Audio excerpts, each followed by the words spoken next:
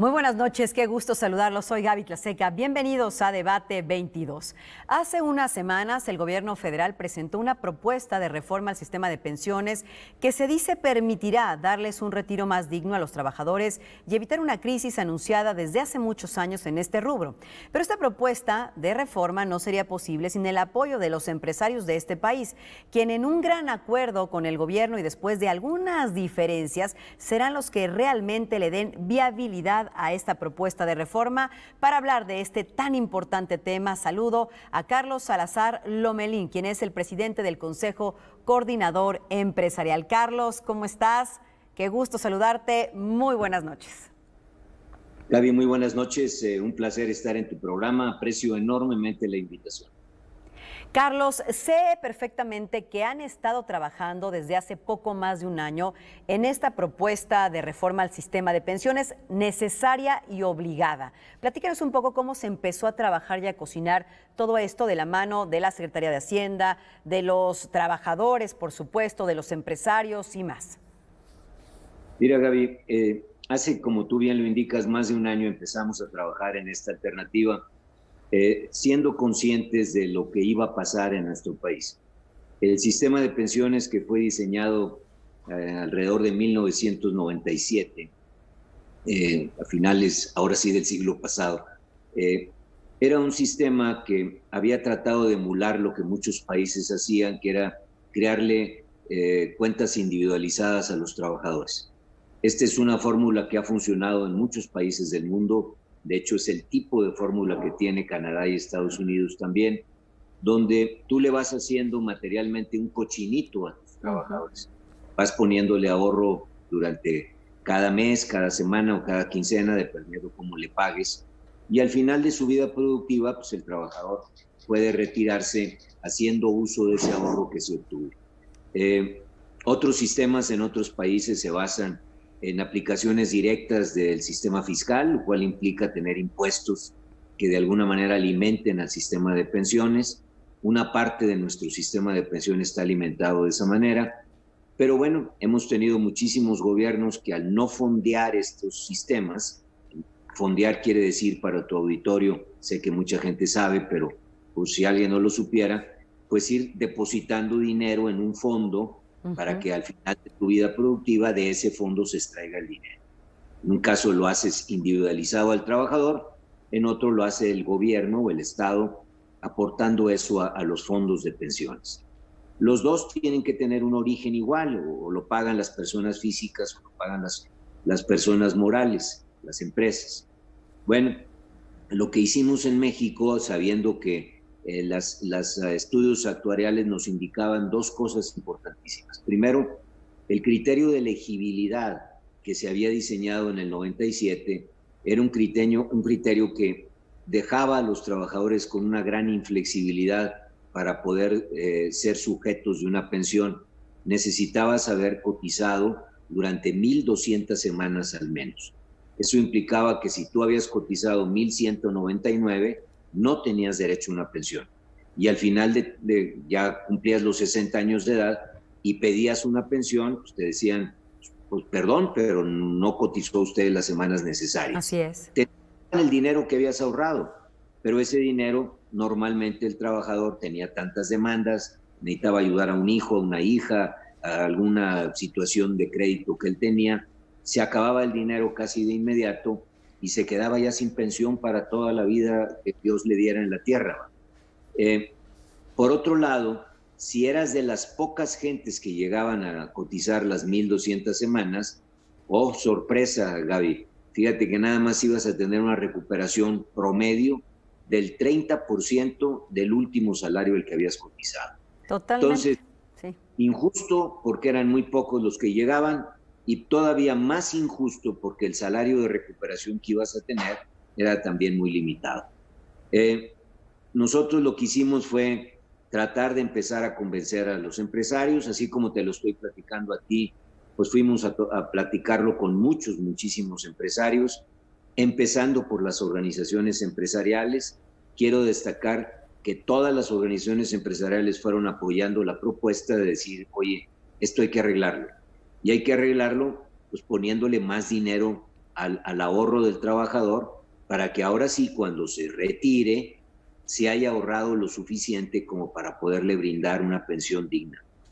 Totalmente. Y por otro lado, hay que bajar los criterios de elegibilidad para que cuando el trabajador cotice una suficiente cantidad de semanas, pueda ser elegible para una pensión, a lo mejor no al nivel de la pensión completa que se obtendría después de las 1.200 semanas, pero cuando menos con algo que le permita tener una cierta tranquilidad y obviamente una dignidad en los últimos años de su vida. Totalmente. Entonces, Carlos. Sí, te escucho. Fuimos a tocar 1,000 puertas. Una vez que tuvimos a las 12 organizaciones empresariales alineadas y a muchísimos empresarios que quisieron dar su opinión y mejorar la propuesta que nosotros teníamos, tocamos también la puerta de los trabajadores. Ahí fue muy interesante encontrarnos con un personaje como Carlos Aceves, que no me he cansado de repetir, Gaby, que es de esos hombres raros que existen, que tienen una visión de largo plazo y saben equilibrar lo deseable con lo posible. Y al final, ya acordados con el sector de los trabajadores, ya después de podrás imaginar una cantidad enorme de pláticas y de reuniones para podernos alinear en esa propuesta, pues fuimos a tocar la puerta de la Secretaría de Hacienda. Ahí nos encontramos un equipo de gente muy calificada, muy preparada, empezando por el doctor Arturo Herrera, y ellos todavía mejoraron más la propuesta, hicieron aportaciones que me parecieron brillantes, y al final logramos tener una propuesta, ahora sí, consensada por los trabajadores, que era lo más importante, por los empresarios, que eran lo que lo iban a hacer posible, y por nuestro gobierno, que era el que lo podía de alguna manera implementar. Esa fue la propuesta que se le presentó al señor presidente. Yo creo que todo el mundo estamos conscientes de que es la propuesta más importante de carácter social que hemos hecho en muchos años en nuestro país. Y bueno, la buena noticia es de que ya se autorizó que pase a través de las cámaras. Yo espero que en las cámaras, si algo le van a hacer, es que lo mejoren, pero no que lo detengan. Y también la buena noticia es que esto va a ser fondeado 100% por los empleadores, por los empresarios, de tal manera que no se le va a pedir un centavo ni un esfuerzo adicional al trabajador, lo cual me parecería injusto, y tampoco se le va a pedir al gobierno, el cual pues no tiene margen fiscal como para poder fondear una cosa de estas. Totalmente. Yo me detendría, si me lo permites ahí, Carlos, porque creo que el gran esfuerzo y en la coyuntura que estamos viviendo sí está totalmente en manos de los empresarios, y creo que en estos 8 años en los que se va a subir esta cantidad de aportación que hacen los patrones, pues sí podemos impactar, digamos, de forma positiva desde esta propuesta a los trabajadores. ¿Te parece? Hacemos una pausa y al regresar seguimos platicando a detalle justamente de la implementación de esta propuesta de reforma una vez que seguramente se apruebe en el Congreso. Claro, Gaby, y me encantó el seguramente. Estamos convencidos, vas a ver que sí. Bueno, estamos platicando con Carlos Salazar Lomelín, que es el presidente del Consejo Coordinador Empresarial. ¿Quieren más detalles acerca de esta propuesta? ¿Tienen algunas dudas, algunas preguntas? Debate 22 es el hashtag, las redes sociales en pantalla. Soy Gaby Tlaseca, hacemos una muy breve pausa. Ya volvemos a Debate 22.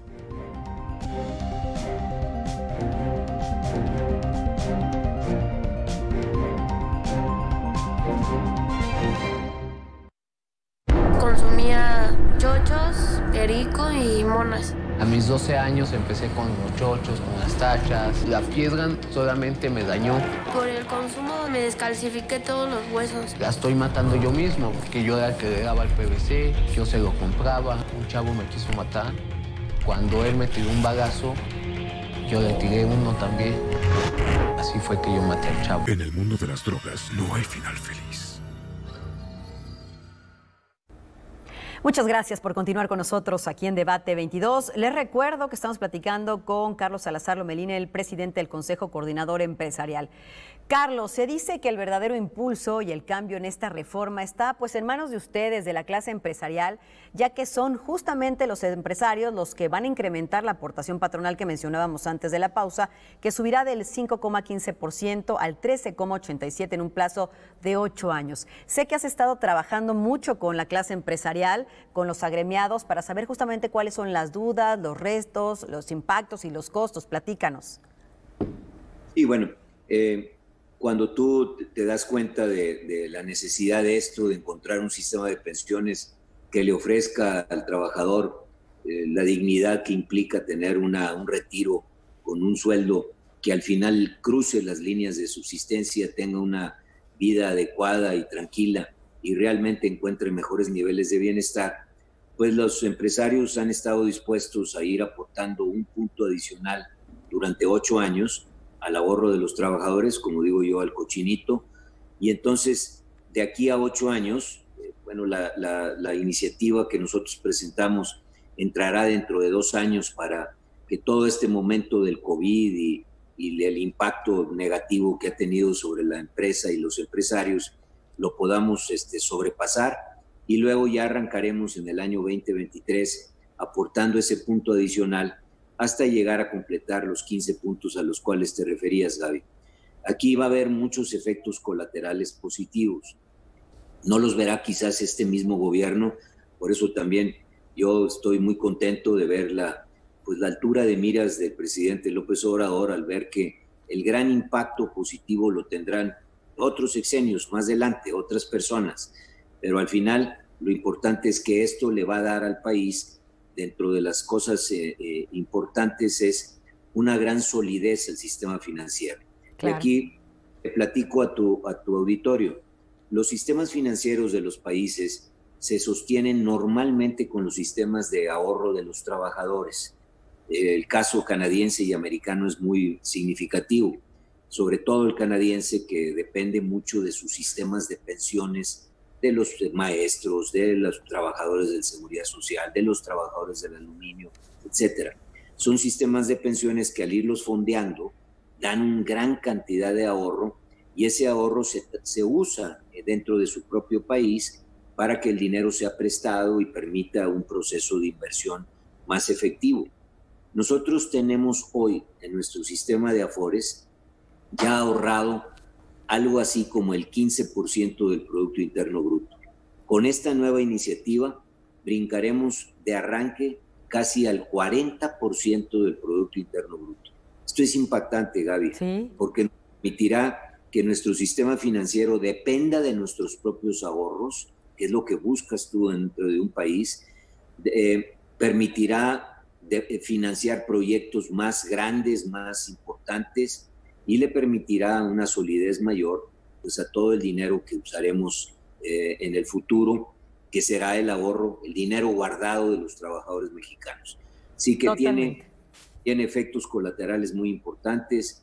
En el tiempo también irá solucionando el problema de pensiones del Estado. Hoy el Estado dedica, fíjate nomás la cifra, casi $1 billón de pesos de los 5.6 billones que es el gasto total del sector público. Casi $1 billón, 900 y tantos mil millones son dedicados al tema de las pensiones. Así que lo que tendremos en el futuro es un sistema fortalecido, fondeado, y que realmente nos permita emprender, no solamente darle un mejor nivel de bienestar a los trabajadores, sino emprender proyectos mucho más importantes. Totalmente, Carlos, y con la experiencia que tienes tú con los empresarios, más de 45 años trabajando, creo que por eso perfilaron muy bien este tema. Le están dando un apoyo al gobierno nunca antes visto. O sea, están trabajando realmente en equipo para que, bueno, el gobierno no tenga, por ejemplo, que aumentar los impuestos para poder cubrir estas cifras tan impresionantes que nos dabas. Y bueno, hay muchos quienes cuestionan que vienen elecciones, como tú decías, aunque no es una cuestión que se vaya a ver mañana, sino que va a ir creciendo gradualmente, el beneficio es para todos, pero a cambio de este apoyo que ustedes también están dando al gobierno, de este sacrificio de subir la carga, la aportación patronal, ¿crees que van a ganar de regreso también un poco más de cercanía con el gobierno después de los desacuerdos, vamos a llamarlos así, que han tenido? No, bueno, yo te diría ahí, y el presidente lo explicó muy bien, nosotros siempre hemos trabajado o hemos intentado trabajar en la propuesta. ¿Qué podemos proponer para que las cosas mejoren en nuestro país? Aquí lo que nosotros hemos intentado es ir solucionando un problema donde también a nosotros nos compete, pues, ver que los trabajadores tengan mejores niveles de vida. Yo creo que está inmerso en la dimensión social que el empresario tiene que tener. Claro. Así sí. que esto no es político, no es que este es el momento adecuado y fíjate que lo promueven porque quieren buscar A o B o C.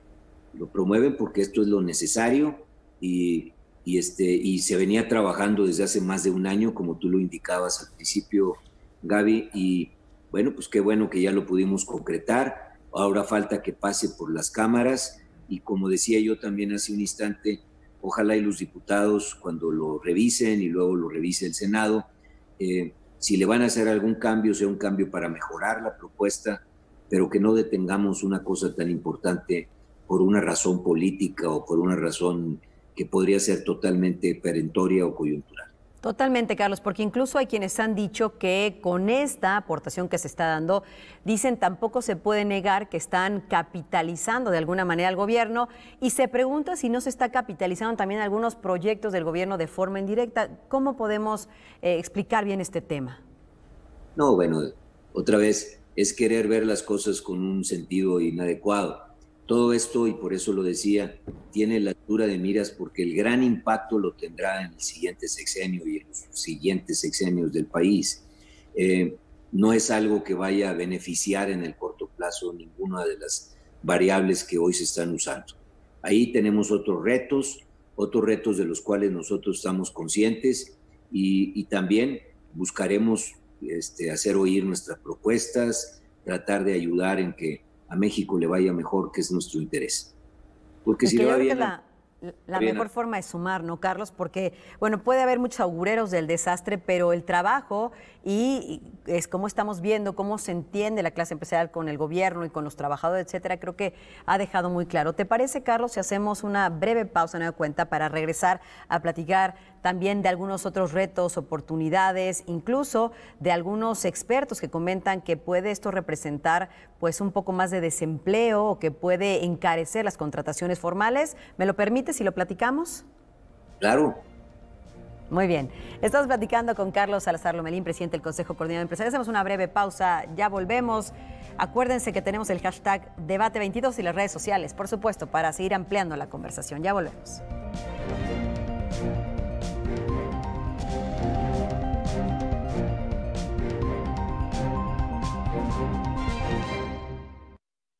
En la temporada de lluvias, tu seguridad y la de los tuyos es lo más importante. El viento extremo y las grandes cantidades de agua reblandecen la tierra, arrastran objetos, provocan inundaciones y desbordan ríos y lagos. Infórmate y atiende las indicaciones oficiales. Ten a la mano un kit de emergencias, ponte a salvo. Y sobre todo, no intentes cruzar ríos, arroyos o pasos a desnivel. Con agua trabaja 24 horas al día por ti. Ayúdanos a protegerte. Gobierno de México. Gracias por continuar con nosotros en esta mesa de Debate 22. Seguimos conversando con Carlos Salazar Lomelín, quien es el presidente del Consejo Coordinador Empresarial. Carlos, te preguntaba y te decía, si me permitías esta pausa, para regresar con este tema. Algunos expertos consideran que con esta reforma la carga en el incremento de la aportación patronal hace que las contrataciones pues se vuelvan más caras. Y esto, dicen, podría fomentar, aunque ya sucede la contratación por honorarios o otras contrataciones bajo esquemas de outsourcing, incluso ocasionar mayor informalidad también, pues que no exista un aumento de sueldos o que no se contrate mayor personal. ¿Qué dicen los empresarios que están agremiados al Consejo Coordinador Empresarial? Platícanos. Bueno, esto lo discutimos mucho entre las 12 organizaciones que integran el Consejo Coordinador. Obvio que analizamos ese tipo de situaciones y todos concluimos en lo mismo. La gradualidad que hemos propuesto de 8 años nos permite ir asimilando el impacto de ese 1%, en donde en el momento en que tú contratas a una persona te va a preocupar el valor total del salario, no el 1% que le tendrás que dejar a las afores. No vas a dejar de contratar a una persona o contratarla porque tenga 1% más cara o 1% más barato. Me parece que es un argumento que no tiene sustento. Por otro lado, los salarios en México han sido tradicionalmente bajos. También esto va a implicar que tengamos una mejora real en los salarios de los trabajadores, de tal manera que eso también es un argumento importantísimo para no hacer viable a esa gente que pronostica que esto va a impactar. Y luego el tema de la formalidad está, yo creo que mucho del problema de informalidad que tenemos en México es que los incentivos que hay, Gaby, para que tú te formalices cada vez han sido menores. Por eso tenemos un serio problema de informalidad en México. Hoy, para darte un dato a ti y a tu auditorio, trabajamos en el país, parte de la población económicamente activa o el total de la población, somos 54 millones de personas que trabajamos. De esas 54, 20 trabajan en el sector formal y 34, asómbrate, 34 millones de personas trabajan en el sector informal. Ahí están, pues, toda la gente que tú ves en las calles que tiene un trabajo de lo que Dios le da a entender, pone un pequeño negocio de tacos, venden un tianguis, tiene una pequeña peluquería, tiene una plomería o busca vender sus servicios como plomero o como constructor o como albañil. Toda esa gente trabaja, pero trabaja en el sector informal. Esas personas hoy van a tener, creo yo, un incentivo, primero que tenemos real, para formalizarse. Y es que si estuvieran en ese trabajo formalizados, podrían pensar que al final de su vida productiva van a tener derecho a una pensión. Claro. En todo el mundo, todos queremos llegar a la edad arriba de los 60 años con la tranquilidad de que tenemos algo que nos proteja, que cuando ya no tengamos la energía suficiente para mantener nuestro trabajo, el que nos hayamos dedicado, tengamos un paraguas que nos esté protegiendo. Esto es importantísimo y yo esperaría que en el futuro pues los trabajadores informales, inclusive con aportaciones voluntarias, estén de alguna manera formalizándose para que puedan al final de su vida productiva gozar de estos beneficios. Claro, como bien dices, Carlos, hay que engordar este cochinito.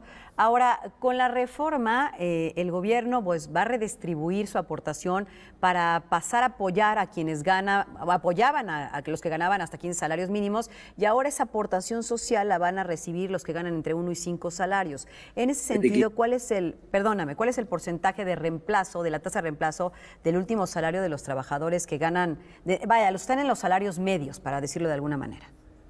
Sí, mira, esto fue una aportación que yo creo fue muy importante dentro de la propuesta. Y es que hoy, hasta el día de hoy, la aportación que hace el gobierno se distribuye entre todos. Inclusive como yo, que están sujetas ya a un sistema de jubilación, todavía recibimos, fíjate, una cantidad de dinero, aunque sea pequeñita, que a mí me parece injusto el que lo tengas que recibir. Entonces, lo que hemos propuesto es que ese dinero que hoy recibimos se concentre exclusivamente en aquellos que ganan menos de 5 salarios mínimos. No es importante ayudar a los que ganan arriba de 5 salarios mínimos y concentrar todo ese apoyo en las personas que tienen menores ingresos. Entonces, lo que estamos intentando hacer es que al final también tenga un beneficio las personas que tienen menores salarios. De pasar esta propuesta, el 83% de las personas van a tener elegibilidad para tener derecho a una pensión, y creemos nosotros que los niveles de recuperación en los salarios muy bajos va a ser de más del 80%, pero en el gran promedio va a haber más del 60% de recuperación, lo cual es la cifra que hay en los estándares internacionales. Salarios más bajos, claro, pero porcentajes similares a los que puede aspirar un trabajador en un país desarrollado. Totalmente, porque bueno, somos creo que el segundo país que tiene las peores cifras en este sentido de los países miembros de la OCDE. También, bueno, pues se pretende que los trabajadores, como tú lo apuntabas, no tengan que esperar hasta 25 años laborando y cotizando para recibir su pensión con la reforma. Lo apuntabas bien, se espera que solo sean 15 años de esta cotización para tener pues esta pensión mínima garantizada. ¿Esto crees que también, y lo apuntabas hace ratito, le hace también justicia a aquellos que trabajaron en la informalidad, pero que luego fueron contratados de forma formal, que eso también debe tener su mérito para los empresarios? Es otra vez que en un sistema individualizado, pues para engordar el cochinito tienes que haber pasado por muchas semanas donde tú vas poniendo tu ahorro. Aquí lo que es importante destacar, Gaby, es de que con estas dos, con el Infonavit y con el sistema de pensiones, el trabajador mexicano va a estar recibiendo 20% de su salario, 15 en pensiones y 5 en el Infonavit. Es una cantidad verdaderamente ya comparable con lo que reciben en países mucho más avanzados que los nuestros. Los países escandinavos andan en 23%. Nosotros, el patrimonio de nuestro trabajador va a estar promovido por estos dos grandes pilares, el Infonavit y la jubilación. Y en este sentido, ya yendo hacia las conclusiones, Carlos, bueno, ¿quién va a financiar todas esas pensiones mínimas garantizadas? Entonces, ¿van a recaer en que este 84%, 82, 84% de los trabajadores que van a alcanzar esta pensión, que se les va a asegurar, pues, el dinero va a salir entonces no de las arcas, sino de los empresarios, como lo apuntabas, para que quede claro este punto? El tema está diseñado y la propuesta está diseñada para que, de acuerdo a los estudios actuariales que se han hecho, podrás imaginar la cantidad de corridas y de variables y de análisis que se tuvieron que hacer, porque pues, tienes que tratar de proyectar qué le va a pasar a una persona en los próximos 15, 20, 25 años. Hasta 50 años hemos analizado el impacto que esto va a tener, pues se pueda, que con el mismo sistema se puedan garantizar este tipo de posibilidades. Nuestra propuesta tiene también otra ventaja, y es que hemos propuesto que haya revisiones periódicas del sistema. ¿Por qué? Porque una de las fallas que encontramos en esto es que nosotros hicimos una modificación en el 97 y fíjate, 23 años después venimos a tratar de arreglar lo que ya sabíamos que no iba a estar bien. Hoy pretendemos que la primera revisión se haga después de los 8 años en los cuales se va a necesitar fondear esto, y después cada 6 años, de tal manera que cada presidente de la República pueda darle una revisada. Si las cosas van como las pronosticamos, bueno, pues te continúas. Si hay que hacer una modificación, ya nada más modificas parte de lo que has hecho.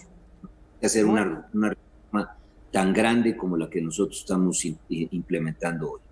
Pues extraordinario. Muchísimas gracias, Carlos, por esta conversación.